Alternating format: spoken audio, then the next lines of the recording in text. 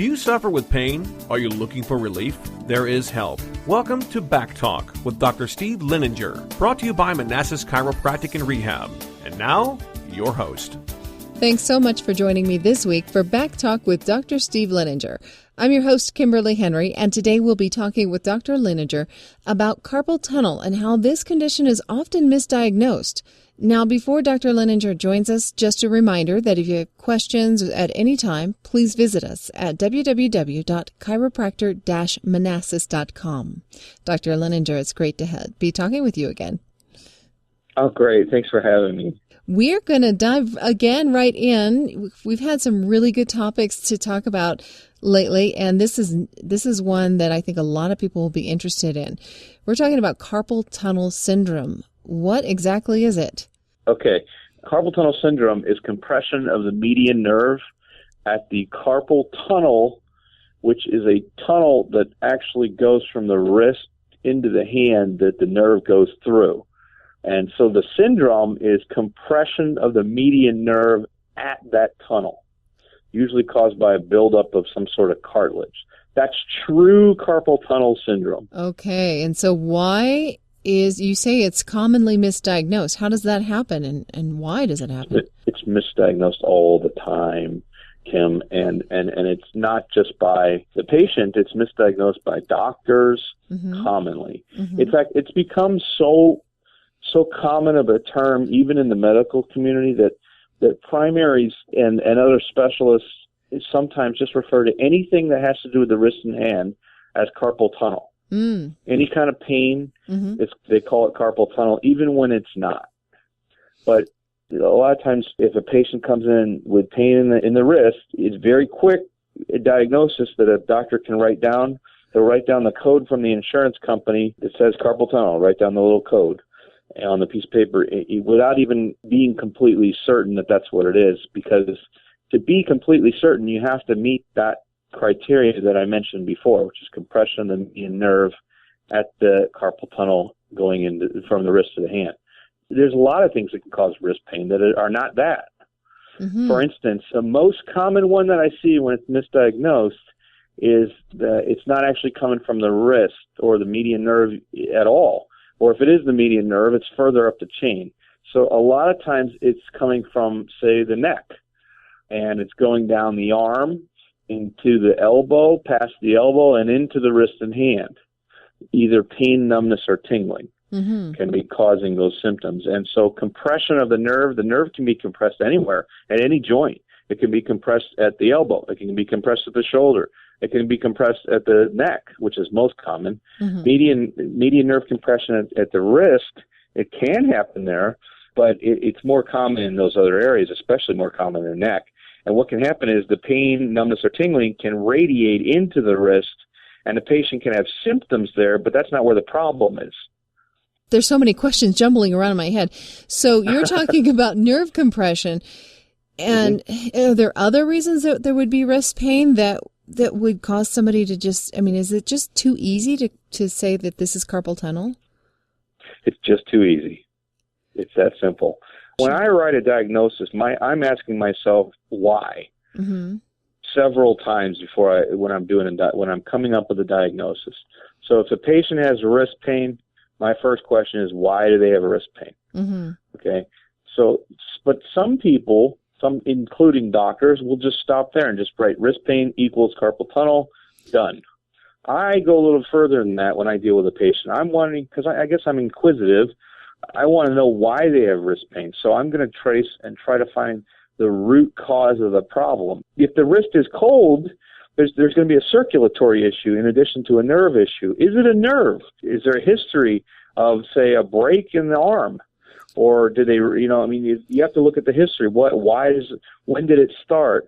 If it started recently, then, are they also having pain in the rest of the arm? Does it go up? Does it go down? Does it go into the fingers? Do they have pain in the neck as well on the same side? What about the other arm? What's that doing? What about the other wrist? And I've seen this come into my office where the patient will show me, because they do this surgery called the release for carpal tunnel syndrome. The surgeon will go in and clean out the carpal tunnel and then sew it back up, okay?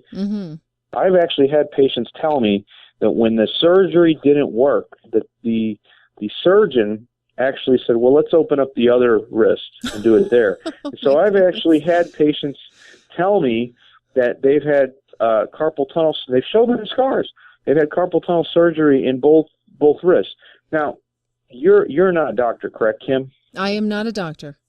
Okay, but if someone told you that, having explained to you what true carpal tunnel is, compression of the median nerve built up by cartilage in the wrist, in the tunnel of the carpal tunnel, right? Mm-hmm. You understand that, right? I get it, yeah.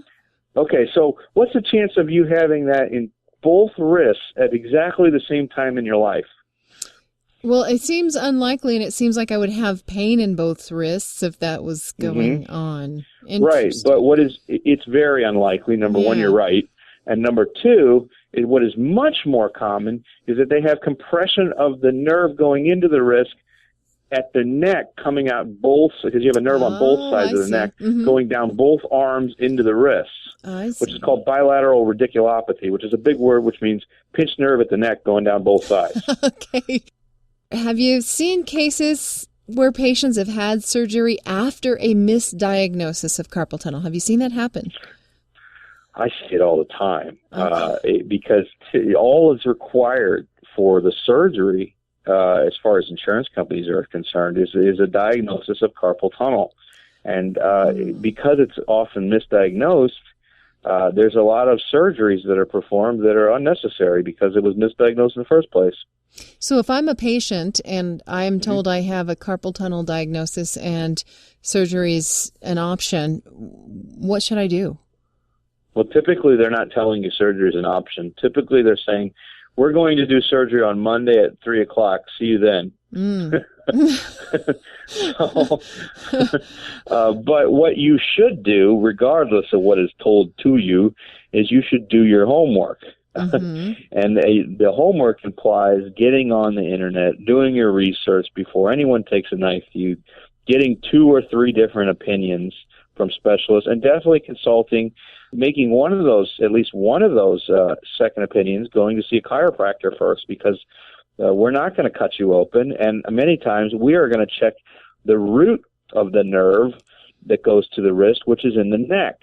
And if we find that there's a misalignment, they're pinching that nerve, causing radiating symptoms down into the arm, including the wrist and hand, then we're going to correct that by realigning the misalignment first before cutting your wrist open or having that done to you. We wouldn't do that. But that's a very, very extreme option that should be thought as a last resort. In fact, any surgery should be considered like that.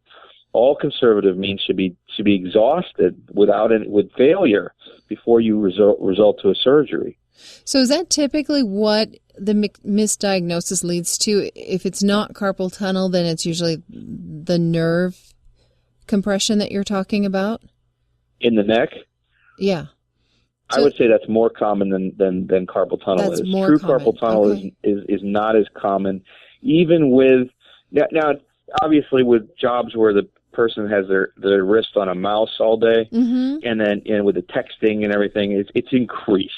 Sure. But even with those jobs, they're typically sitting in forward flex positions with their head going forward, which compresses the nerve in the neck, which can lead to symptoms in the arms and wrists and hands.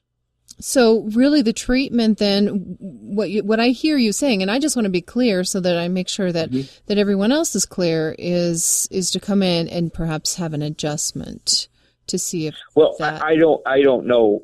There are many different treatments. That is definitely one of them, and that would definitely help thousands of people with adjustments in those areas. With true carpal tunnel, we can adjust the wrist joint and relieve that pressure on the nerve. Sure. But we were talking about diagnosis.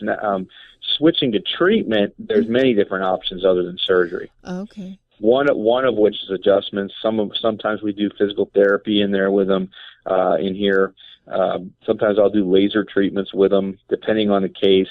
The important thing is that you take the appropriate films and do the appropriate exams to get the right diagnosis to find which part of the nerve is compressed. So then you know what to treat. Right. And, Sure. if you're going to do an adjustment, well, where are you going to do it? Right. You have to figure that out first. Right. So is it an That's ongoing? That's even more important than, I would say, which treatment you choose. Is treating the right area. Right. Yeah. Well, that makes sense. That makes sense. And I appreciate that quality in you. Is treatment ongoing? Is that something that once you start, are you going to have to keep coming back? You're talking about chiropractic treatment? I am. Okay, because, it depends on what we're doing. I don't see too many people doing adjustments. Now, again, that's one of the treatments that we do in here, it being one and done. Sure. I don't see that ever. Now, having said that, do people get relief after one adjustment? Yeah, but because the problem's been there a while, they're going to need several till it's sort of like a therapy session where it's going to go up and down and down and down and down over time, Sure. and until it's gone completely. So there's definitely a start point and an end point, but it's typically not a one visit in and out thing. And I imagine that that's something that you discuss on that first visit, that you're so thorough, right? Absolutely. And I, typically I don't know until I see the films, what I would recommend for a patient. Sure. Well, we're just about out of time, but I do want to check in with you and find out how you would like folks to contact you if they would like to book an appointment and explore chiropractic treatment. Okay.